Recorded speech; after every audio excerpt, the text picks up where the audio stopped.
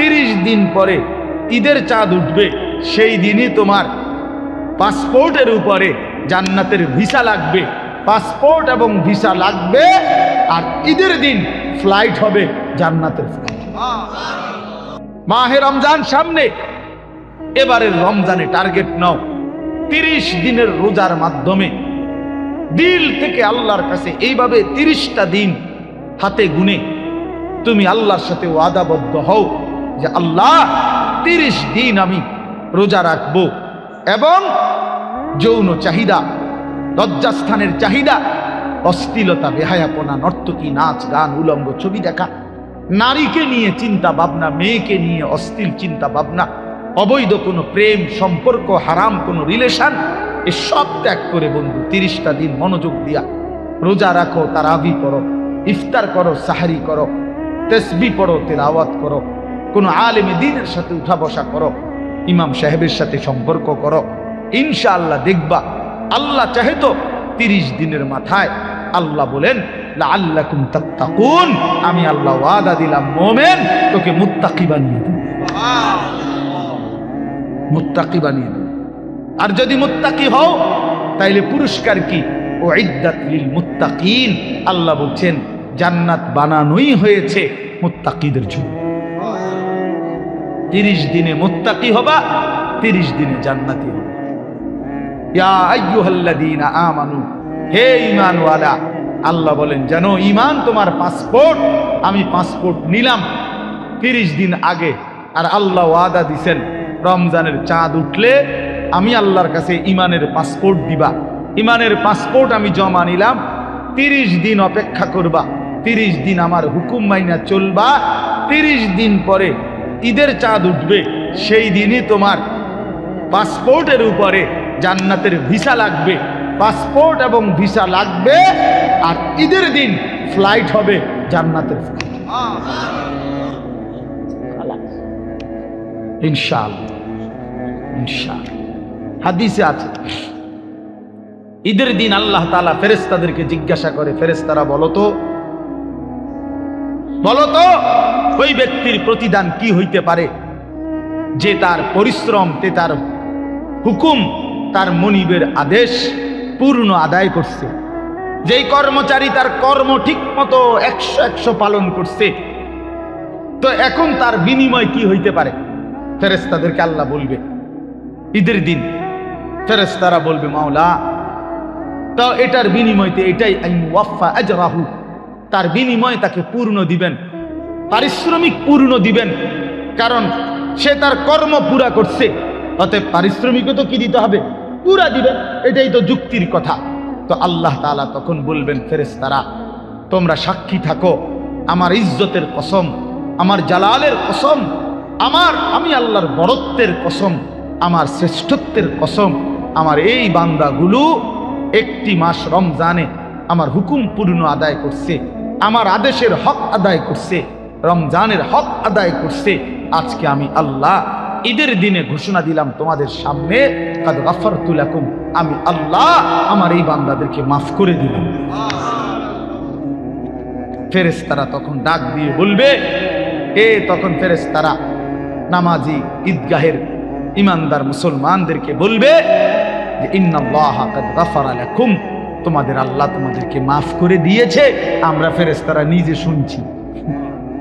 ফারজিউ রাশিদিনা ইলা রিহালিকুম, অতএব তোমরা খুশি খুশি চিত্তে, সন্তুষ্ট চিত্তে, সফলভাবে তোমরা তোমাদের ঘরে ফিরে যাও। এই জন্য বন্ধু, এটাই আমার মূল বক্তব্য। আল্লাহ তাআলা মাহে রমজান আমাদের সামনে, আর মাত্র 30-32 দিন, খুব সম্ভব 32 দিন হবে, এরকম কতদিন? 32 দিন। আর মাত্র আমার শায়েখ আল্লামা মুফতি মুশতাকুন নবী সাহেব হুজুর এখন প্রত্যেক মাহফিলে এভাবে শিখায়, বলায় যে আর মাত্র 32 দিন মাহে রমজানের শুভ দিন। কয়দিন?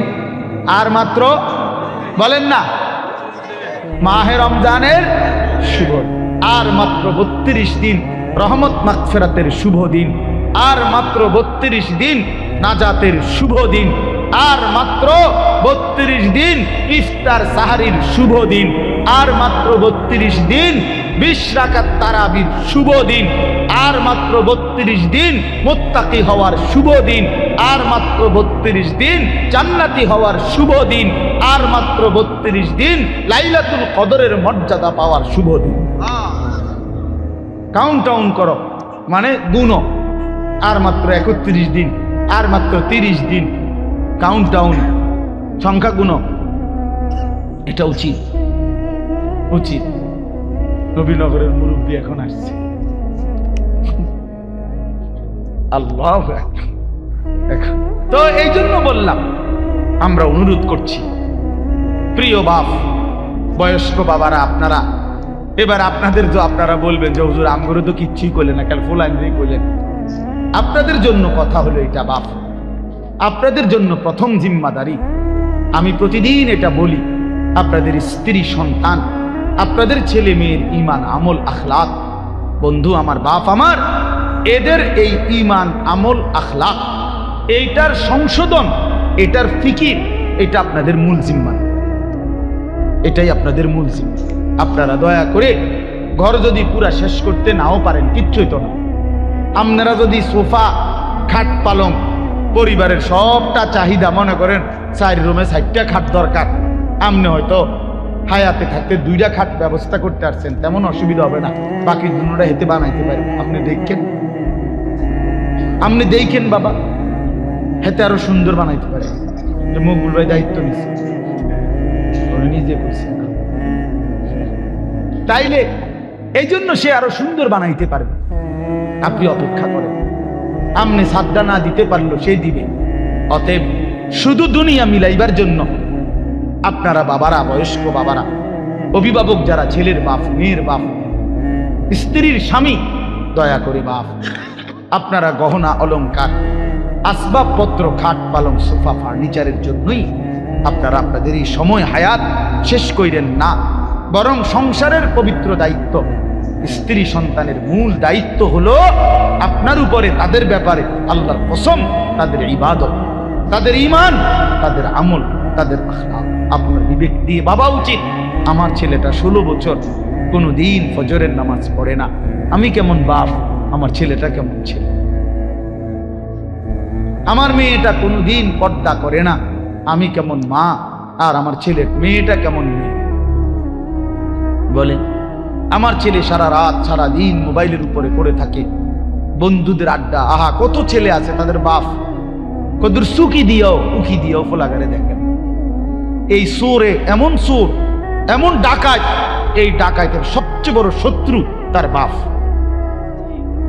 এই ডাকাতে শুধু সুরের মতো আইসা ভাত খাইয়া যায়, সর্বোচ্চ চেষ্টা করে বাপে যেন না দেখে, বাপে যেন না দেখে, কোন রকমে চুরি করিয়া ঘরে ঢুইকা বাটটা খাইয়ে আবার বাইর হয়ে যায়, আবার মোবাইল নিয়া বন্ধুদের আড্ডায়, আহা, কারণ সে জানে, সে শত্রু মনে করে তাকে, যে তাকে কিছু নিষেধ করে অশ্লীলতা গুনাহ থেকে, যে কাছে তাকে কিছু রাগঢাক করব, কিছু ধমক দিব, এই জন্য সে যে তাকে উপকার করতে চায় সে তাকে দুশ্মন মনে করে। আর যে বন্ধু তারে একটার পর একটা অশ্লীলতা, নারী, ছবি, বেহায়াপনার মধ্যে লাগাইয়া রাখে, সে তাকেই কেবল বন্ধু মনে করে, ও ফ্রেন্ড, আর বাবা দুশ্মন। ওই হলো বন্ধু। বন্ধু হলো সে যে আমার নিজের এমবি শেষ হয়ে গেলেও যে বন্ধু নিজের এমবি দিয়া, নিজের মোবাইল দিয়ে আমার উলঙ্গ ছবি দেখতে হয়, দেখ, সেই তো বন্ধু, সেই তো বন্ধু। বন্ধু তো সে যে আমি মদের আড্ডা চিনতাম না, আমার প্রিয় বন্ধু আজকে আমাকে নেশার জগতে, অন্ধকার জগতে আমারে ঢুকায় দিছে, সেই তো বন্ধু। সেই তো বন্ধু যে আমি নারী চিনতাম না, কোনো মেয়ের সাথে আমার সম্পর্ক প্রথমে ছিল না, আমার বন্ধু নামের ইবলিস, আমার বন্ধু নামের শয়তান আমার একটা নারীর সাথে সম্পর্ক করে দিছে, একটা মেয়ের সাথে পরিচয় করায় দিছে। আহ, আল্লাহ রাসূল সাল্লাল্লাহু আলাইহি ওয়াসাল্লাম বলছে কিয়ামতের আলামত অনেকগুলোর মধ্যে 4টা আলামত এরকম নবী বলছে, আতা আর রাজুলু ইমরাআতাহু আক্কা উম্মাহু আদনা সাদিকাহু আকসা আবাহু। নবীজি বলছেন এই 4টাও কিয়ামতের আলামত। একটা হলো ব্যক্তি তার বউয়ের গোলামি করবে, মার নাফরমানি করবে, বাবাকে দূরে সরায় দিবে, বন্ধুকে আপন করবে, এই চাই। স্ত্রীর গোলামি করবে, বেডি যেটা কই যায়, বেডি করবে সান, এটা সাঁদ। দুপুরে মনে করেন, দুপুরে যদি বউয়ে কয় কি সুন্দর চাঁদ উঠছে, আসলে তো চাঁদ এত সুন্দর হয়, তুমি না বললে তো খেয়াল করতাম। বোঝেন না মুখ বুঝাই কয়টা, দুপুর 12টায় চাঁদ। আরে বলো কি তুমি, তুমি না বললে তো ভাবতেই পারতাম না যে চাঁদ এত সুন্দর হয়। কিন্তু এই কথাটা তো বলা উচিত, বেড়ি রে কি গো বেড়ি, কি কইলা তুমি, দুপুর 12টা বাজে বুঝি চাঁদ ওঠে না? ও বলছে, ওয়াইফ বলছে এইটাই চাঁদ, এটা সূর্য, এটা মানুষের কাছে সূর্য লাগলো, এটা আমার ওয়াইফে যেহেতু বলছে চাঁদ, এটা চাঁদ। এরকম অসভ্য, এমন গোলাম, নারীর গোলাম, নারীর চাকর, স্ত্রীর চাকর, মাকে জুলুম করে। আল্লাহ নবী সাল্লাল্লাহু আলাইহি সাল্লাম বলছে 3টা গুনাহ সবচেয়ে বড় গুনাহ। একটা হলো আল ইশরাকু বিল্লাহ, আল্লাহর সাথে শিরিক করা। 2 নাম্বার হলো উকুকুল ওয়ালিদাইন, মা বাবার নাফরমানি করা। 3 নাম্বার হলো শাহাদাতুজ জুর আও ক্বালা কাউলুজ জুর, মিথ্যা সাক্ষ্য দেওয়া অথবা মিথ্যা কথা বলা। নবীজি বলছে, একটা হাদিসে বলছে এই 3টা হলো আকবারুল কাবায়ের, সবচেয়ে বড় কবিরা। মাকে কষ্ট। আমাদের বাংলাদেশের একজন বুজুর্গ আছেন, আমাদের আদিব সাহেব হুজুর, আল্লামা আবু তাহের মিসবাহ। এই হুজুরের একটা লেখা আছে, মাকে রাজি করো, দুনিয়া আখিরাতের কোথাও আটকাবে না। তাহলে বেঈমান নাফরমান কাফেরের কথা এটা, যে জীবন মানে শুধুই দুনিয়া। আর কোরআনুল কারীমে আল্লাহ বলছেন জীবন মানে কোনটা। এটা তো কাফেরে না বলে যে জীবন মানে কি দুনিয়া, আর আল্লাহ বলেন জীবন মানে কি ওয়া ইন্নাদ দারাল আখিরাতা লাহিয়াল হায়াওয়ান। কোরআনুল কারীম আল্লাহ স্পষ্ট বলছেন, বান্দা শোনো, নিশ্চয়ই আখিরাতই হচ্ছে জীবন। লাহিয়াল হায়াওয়ান, আখিরাতই হচ্ছে জীবন। ওমা হাদিহিল হায়াতুদ দুনিয়া ইল্লা লাহবুন ওয়া লাইব। আল্লাহ তাআলা বলেন, এটা একটু নামাইলে ভালো আছে, অপারেটর ভাই একটু নামাই দিচ্ছে সময়।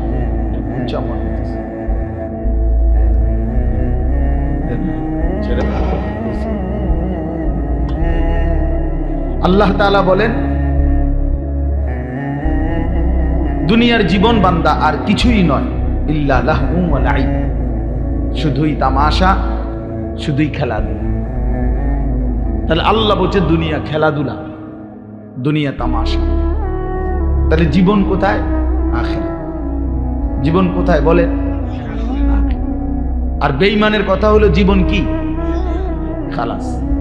অতএব ইমানদার এবং বেঈমানের মধ্যে নিজেকে বুঝে নেওয়া উচিত, নিজের পরিচয় নিজেই তালাশ করে নেওয়া উচিত।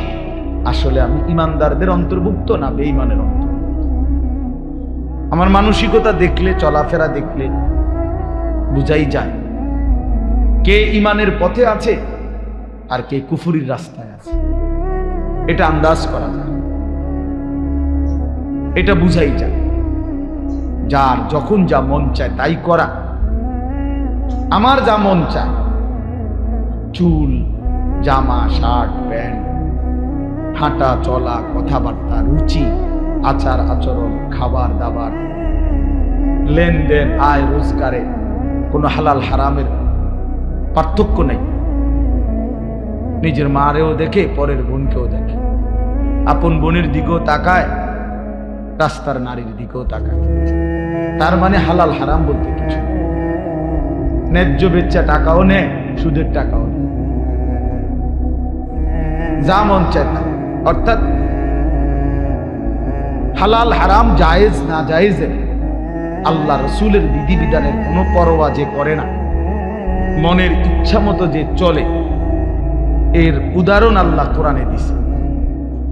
ফাআতবাহু শাইতান, 2টা আয়াত, ওইটা মানে কিছু বেয়াদব থাকবেই। এই যে একজন, মানে কিছু ছেলে থাকবেই বেয়াদব, শেষ পর্যন্ত গাদ্দার।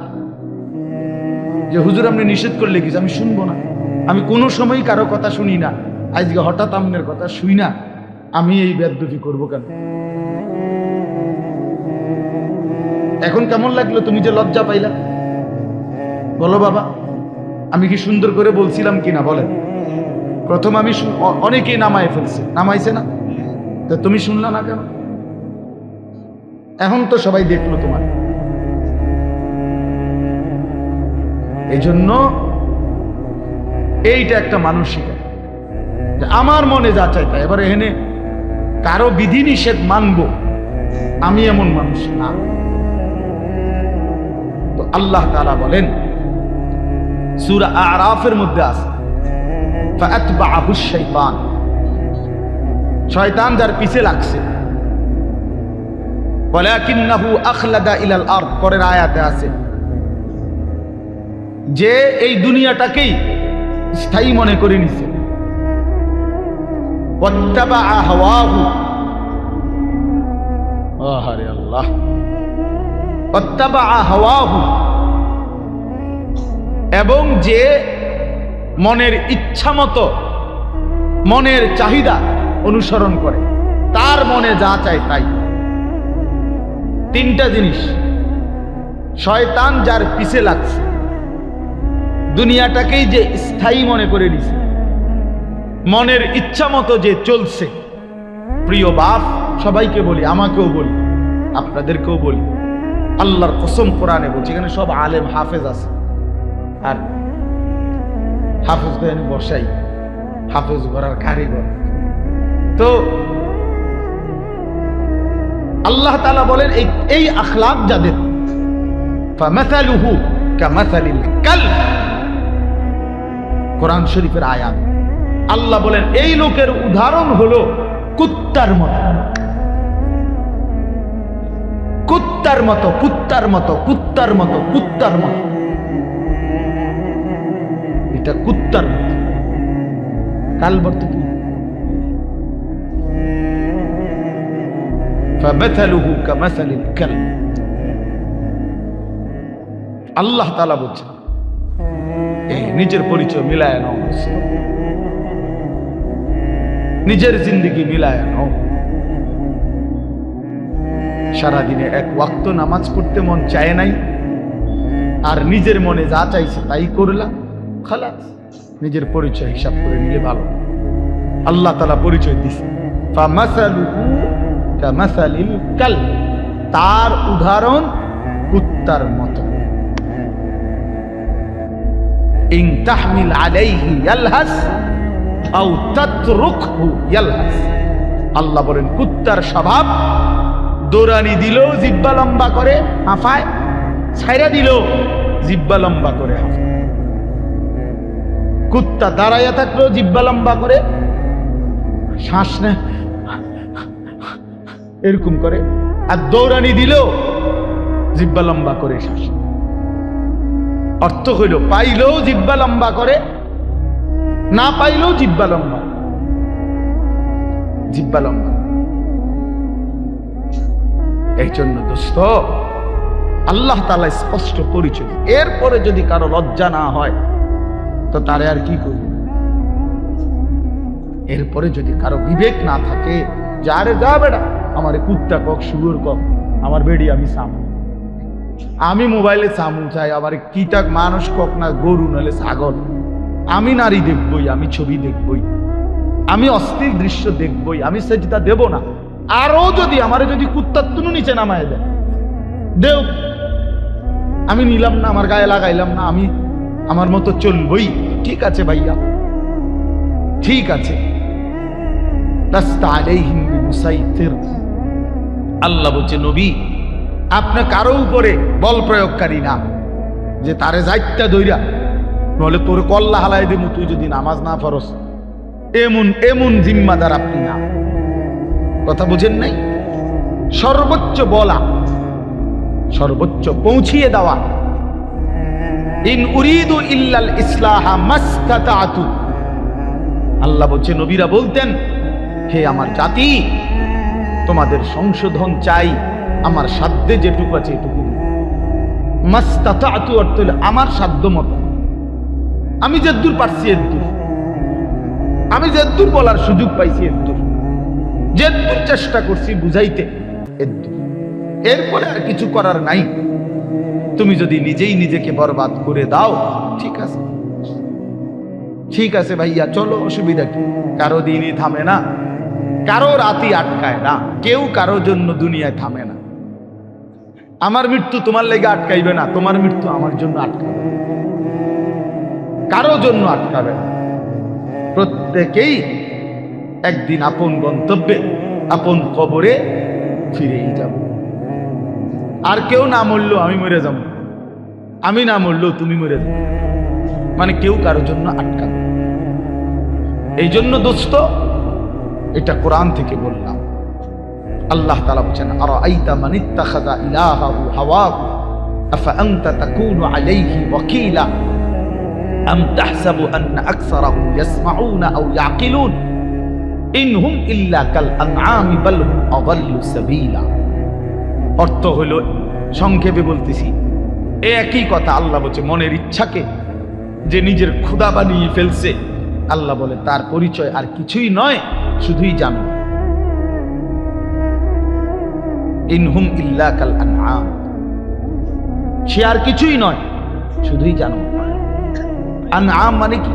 চতুষ্পদ জন্তু, এটা না? বাল হুম আযাল্লু সাবিলা, আল্লাহ বলেন বরং সে জানোয়ারের চাইতেও বেশি পথহারা, গোমরা। কেন? এক কুকুরও বুঝে এই লাঠিটা যে উঠাইছে ওটা দিয়ে আমারে মারবে, তাই জন্য কুকুর ভাগ্যা যায়। তাহলে কুকুরেরও এদূর আকল আছে যে আমারে এই লাঠির থেকে বাঁচা উচিত, কিন্তু এই জানোয়ারে, এই চতুষ্পদ জন্তু বুঝে না যে এই গুনাহ আমারে জাহান্নামের আগুনে জ্বালায় ফেলবে, এটাও যে বুঝে না, এতটুকু আকলও যার কাজ করে না। এই জন্য আল্লাহ বলছে বরং সে জানোয়ারের চাইতেও বেশি পথহারা। বাল হুম আযাল্লু সাবিলা, জানোয়ারে যেদূর রাস্তা চিনে, আল্লাহ বলছে এদূরও চেনে, এতটুকু চেনে, তার চাইতে বেশি পথহারা, তার চাইতে বেশি পথ। হাইওয়ান জানোয়ার তো এটা বুঝে যে আমার উপরে শরীয়তের কোনো বিধানে নাই, তো আমার আর হালাল হারাম কি? কথা বোঝেন না? গরু ছাগলের কোনো হালাল হারাম কিছু আছে? পাক নাফাক কিছু আছে? জায়েজ না জায়েজ কোনো কিছু আছে? আখিরাত, পরকাল, বিচার আচার, মিজান, ফলসেরাত, এটা কিছু আছে? কিচ্ছু, কিচ্ছু নেই। তাইলে কুকুর খারাইয়া মুতলেই কি, বইয়া মুতলেই কি? কিন্তু মানুষ নামের এই কুকুর খারাইয়া মতে কেন? মানুষ নামের এই কুকুর খারাইয়া মতে কেন?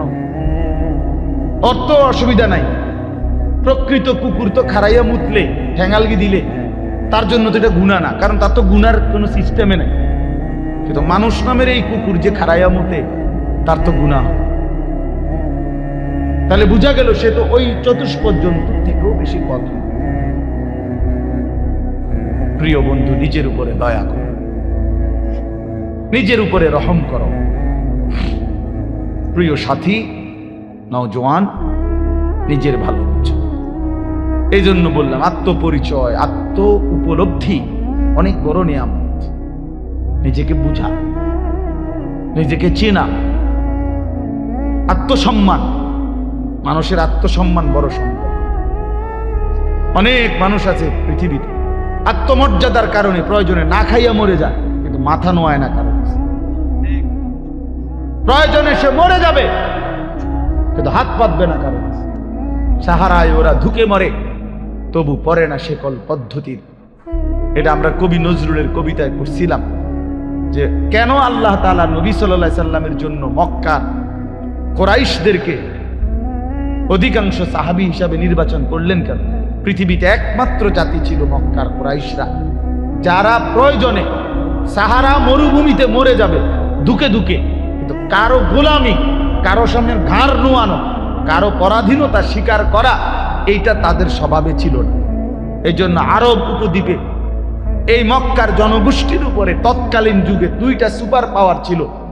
একটা ছিল রোম সাম্রাজ্য, একটা ছিল পারস্য সাম্রাজ্য। ওই দুই সাম্রাজ্যের কেহই কোনোদিন একদিনের জন্য আরব এই উপদ্বীপে মক্কাবাসীর উপরে ক্ষমতা প্রভুত্ব তাদের আয়ত্তা আনতে পারে, এটা ঐতিহাসিক কথা। মানে তাগরে ঘাড় নয় তারে না, পারে নাই তাগর লোকটি। হ্যাঁ, অদম্য ছিল, কারোর সামনে মাথা নয়, আমার স্বাধীন, শুধু বকরির দুধ খাইত, শুধু যাযাবরের জিন্দিগি, কিন্তু মানে সর্বদিকে কম, কিন্তু এর পরেও আত্মসম্মান সাংঘাতিক। এই জন্য আল্লাহ তাআলা বলছেন যে কেন নির্বাচন করলাম, এক অদম্য জাতি আমি বন্ধুর পাশে দিলাম। এমন সাহাবী বেশি দিন আর লাগছে না, 16 থেকে 20 বছরের ব্যবধানে পরবর্তী গোটা পৃথিবীতে কালেমার পতাকা উড়ায় দিয়েছে। সারা পৃথিবী, আফ্রিকা পর্যন্ত সারা পৃথিবীতে পতাকা উড়ায় দিয়েছে। জেন দিয়ে গেছেন সাফ, কারণ ওই যে চেতনাটা সাংঘাতিক ছিল, আত্মসম্মান সাংঘাতিক, আত্মমর্যাদা। আটলান্টিক মহাসাগরের পারে দাঁড়িয়ে নবীর সাহাবী উকবা ইবনে নাফি বলছে যে হে এলাকাবাসী, তোমরা বলো এই সাগরের ওই পারে আর মানুষ আছেন? তখন জনবাসী, এলাকাবাসী বলছে ওই সাগর তো অথই সাগর, আমাদের পূর্বপুরুষ থেকে কারো জানা মতে এই সাগরের ওই পারে মাটিও নাই, মানুষ তো ভরের খবর, এ তো অথই সাগর, এর কোনো কুল কিনারা নাই। হযরত উকবা ইবনে নাফি 22 বছর বয়স্ক সাহাবী, পুরো আফ্রিকা বিজয় করে এই আটলান্টিক মহাসাগরের পারে দাঁড়িয়ে নিজের ঘোড়ার 2 পাও ভিজাইছে, ঘোড়ার পাও পানি, সাগরের পানিতে ভিজাইয়া এরপরে আল্লাহকে বলছে, আল্লাহ তোমার বান্দারা সাক্ষী দিছে সাগরের ওই পারে নাকি কোনো মানুষ নাই, এই জন্য আমি থেমে গেলাম। যদি খোদার কসম মাওলা একজন লোক বলতো ওই পারে একজন মানুষ আছে, আমি আল্লাহর কসম রব এই ঘোড়া নামায় দিতাম, ওই লোকটার কাছেও কালেমার দাওয়াত পৌঁছে। একজনের জন্য আমি সাগর পাড়ি দিতে রাজি আছি, কিন্তু কেউ তো বলে না আর কোনো লোক নাই, এজন্য থেমে গেলাম।